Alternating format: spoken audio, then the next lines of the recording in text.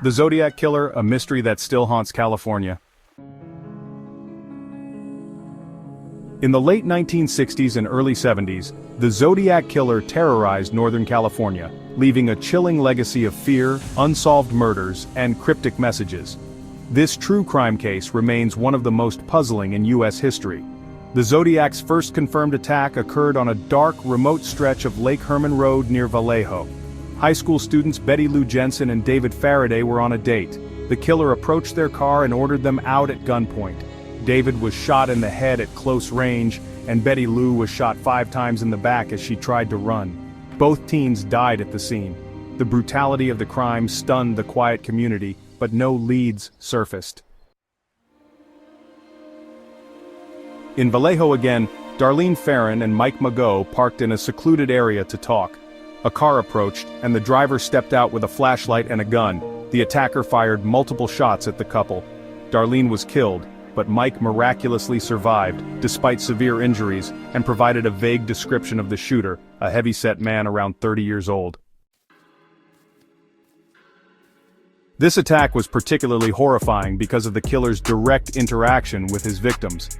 Brian Hartnell and Cecilia Shepard were picnicking by the lake when a man wearing an executioner-style hood and a symbol resembling a crosshair on his chest approached them. He tied them up and stabbed them repeatedly. Brian survived despite 6 stab wounds, but Cecilia succumbed to her injuries 2 days later. Before leaving, the killer scrawled a message on their car door, listing the dates of his previous crimes.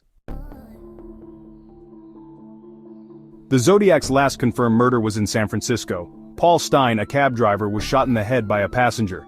The killer took a piece of Stein's shirt as a trophy and mailed it to the police, taunting them.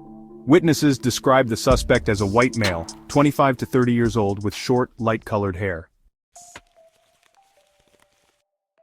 In addition to the murders, the Zodiac cemented his infamy by sending letters to newspapers like the San Francisco Chronicle.